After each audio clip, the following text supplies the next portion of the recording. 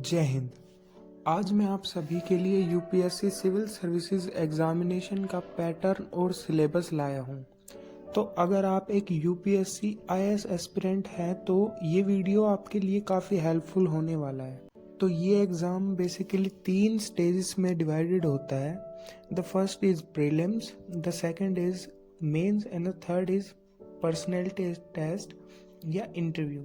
तो सबसे पहले बात करते हैं प्रीलिम्स की। इसमें आपको 2 एग्ज़ाम्स क्लियर करने होते हैं। 2 एग्ज़ाम क्लियर करने के बाद आप मेंस में पहुंचते हैं, देन आप इंटरव्यू में पहुंचते हैं। तो सबसे पहले बात करते हैं प्रीलिम्स की। तो प्रीलिम्स में आपको पहला एग्ज़ाम GS 1 मिलता है, जो कि 2 घंटे का होता है और जिसमें 100 क्वेश्चंस होते हैं। तो प्रत्येक क्वेश्चन 2 नंबर का होता है, जो नेगेटिव मार्किंग होती है 1/3 से, और ये एग्ज़ाम मेरिट लिस्ट में काउंट नहीं किया जाता है और ये ऑप्शन टाइप एग्ज़ाम होता है।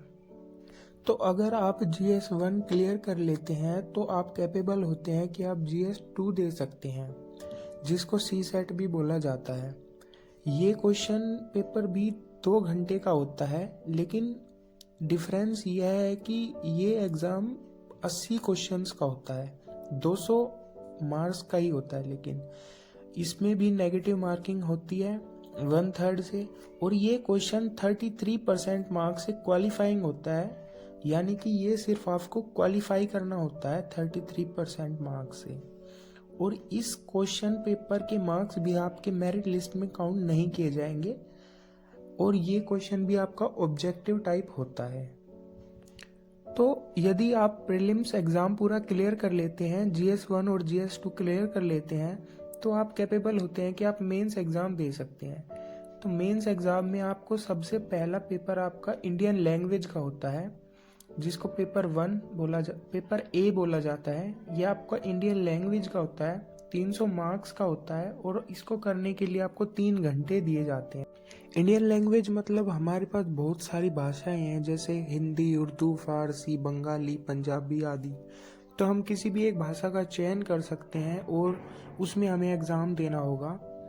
और बता दूं कि आपका ये एग्ज़ाम भी मेरिट में काउंट नहीं किया जाएगा।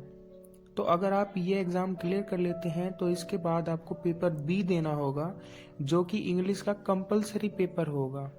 आप इसमें किसी लैंग्वेज को चेंज नहीं कर सकते। इंग्लिश का ही आपका कंपलसरी पेपर है, जो कि 300 मार्क्स का ही होगा, और आपको 3 घंटे ही दिए जाएंगे इस एग्ज़ाम को पास करने के लिए। और ये एग्ज़ाम भी आपका मेरिट लिस्ट में काउंट नहीं किया जाएगा। आपको बता दूं कि यहाँ से आपके एग्ज़ाम के मार्क्स काउंट होने शुरू होंगे। तो आप जितना अच्छा स्कोर करेंगे उतनी अच्छी आपकी रैंक आएगी। तो आपका फर्स्ट वेरी इंपॉर्टेंट पेपर है पेपर 1, जो कि आपका 250 मार्क्स का होगा, और आपको 3 घंटे इसके लिए दिए जाएंगे। ये एक ऐसे का एग्ज़ाम होगा। अगर आप इसको क्लियर करते हैं तो उसके बाद आपको पेपर 2, जिसको GS 1 भी कहा जाता है, देना होगा। ये भी आपको 250 मार्क्स का होगा और 3 घंटे आपको दिए जाएंगे। मैं एक बार दोबारा रिपीट कर देता हूँ, जो ये 2 एग्ज़ाम मैंने अभी बताए हैं, पेपर 1 और पेपर 2, 250 मार्क्स के, ये आपके बहुत इम्पोर्टेंट हैं। तो आप जितना अच्छा स्कोर करेंगे उतनी अच्छी आपकी रैंक आएगी। इसके बाद पेपर थर्ड भी आपका, जिसको हमें GS 2 भी बोलते हैं, 250 नंबर का होगा, जो आपको करने के लिए 3 घंटे दिए जाएंगे। उसके बाद आपका पेपर 4, जिसको GS 3 बोला जाता है, वो भी आपका 250 मार्क्स का होगा और 3 घंटे आपको उसको करने के लिए दिए जाएंगे। उसके बाद आपका पेपर 4 आपका, जिसको हम GS 3 भी बोलते हैं, 250 मार्क्स का होगा और जिसको करने के लिए आपको 3 घंटे दिए जाएंगे। उसके बाद आपका पेपर 5 GS 4, वो भी 250 नंबर का, और 3 घंटे उसको करने के लिए दिए जाएंगे। अब ये 5 पेपर आपके GS के होते हैं, इट मीन जनरल स्टडी, और इनको कंप्लीट यानी कि इनको क्रैक करने के बाद आपको पेपर 6 जो कि है ऑप्शनल 1। ऑप्शनल मीन्स आप बहुत सारे सब्जेक्ट्स में से एक ऑप्शनल चुन सकते हैं, जैसे history, geography, biology, anthropology, mathematics, management, geography, इन सभी में से आप एक ऑप्शनल चुन सकते हैं। उस सब्जेक्ट का आपका पेपर होगा, तो उसको करने के लिए आपको 3 घंटे दिए जाएंगे, जो कि आपका 250 मार्क्स का होगा, जिसको ऑप्शनल 1 बोला जाता है। यदि आप इसे क्लियर कर लेते हैं तो आपका ऑप्शनल 2 का एग्ज़ाम होगा, जो कि आपका पेपर 7 होगा। ये भी आपका 250 मार्क्स का होगा और 3 घंटे ही आपको इसको करने के लिए दिए जाएंगे। यदि आप ये सारे एग्ज़ाम क्लियर कर लेते हैं तो आपको इंटरव्यू के लिए बुलाया जाएगा। अगर आप इनमें से किसी एक भी एग्ज़ाम में फेल हो जाते हैं तो आप इंटरव्यू के लिए कैपेबल नहीं होंगे। तो इंटरव्यू आपका 275 मार्क्स का होता है। आई होप आप सभी को प्रीलिम्स, मेंस और इंटरव्यू ये तीनों स्टेजेस और इनके एग्ज़ाम पेपर समझ में आ गए होंगे।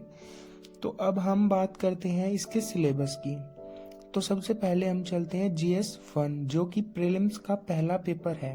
तो इसमें आपको current events of national and international importance, history of India and national movement, India and world geography, physical, social, economic, Indian polity, Panchayati Raj, public policy, right issue, economic and social development, sustainable development, poetry, inclusion, democracy, social sector, general issue of international ecology, biodiversity and climate change, general science आदि से संबंधित questions पूछे जाएंगे। तो अब आता है GS 2, जो कि प्रीलिम्स का दूसरा पेपर है। इसमें आपको comprehension, international skill with communication skill, logical reasoning and analytic ability, decision making, problem solving, general mental ability, basic numeracy, number and there relation, order of magnitude etcetera, और आपको class 10th के level का data interpretation पूछा जाएगा। तो अब बात करते हैं मेंस की। मेंस का जो पहला पेपर आपका वो पेपर A इंडियन लैंग्वेज का है। तो उसमें आपको comprehension of given passage, precise writing, usage and vocabulary, short essay, translation from English to the Indian language and vice versa से रिलेटेड प्रिपरेशन करनी होगी, सो दैट आप पेपर A क्लियर कर सके, जो कि इंडियन लैंग्वेज का है। उसके बाद आता है पेपर B, जो कि आपका इंग्लिश का कंपलसरी है। इसमें भी सेम चीज़ आपको करनी होगी, comprehension of given passage, precise writing, usage and vocabulary and short essay. इनके बाद आते हैं आपके ये 7 एग्जाम जिनके बेस पर आपकी मेरिट बनती है। तो सबसे पहला आपका पेपर 1, जो कि आपका ऐसे का है। ऐसे मीन्स आपको कुछ टॉपिक्स दिए जाएंगे, उनके ऊपर आपको ऐसे लिखना होगा। इसके बाद आता है आपका पेपर 2, जो कि आपका GS का पेपर है। इसमें आपको Indian heritage and culture, history and geography of the world and society, modern Indian history and Indian society से रिलेटेड क्वेश्चंस पूछे जाएंगे। इसके बाद आता है पेपर 3, जिसमें आपको Indian constitution, Indian polity, social justice, Indian governance और इंटरनेशनल रिलेशन से रिलेटेड क्वेश्चन पूछे जाएंगे। इसके बाद पेपर 4, जिसमें आपको Indian economy, science and technology, environment and biodiversity, security and disaster management से रिलेटेड क्वेश्चंस पूछे जाएंगे। तो उसके बाद पेपर 5, जिसमें आपसे ethics and human interface, aptitude, emotional intelligence, public and civil service value and ethics in public administration and probity in government से related question पूछे जाएंगे।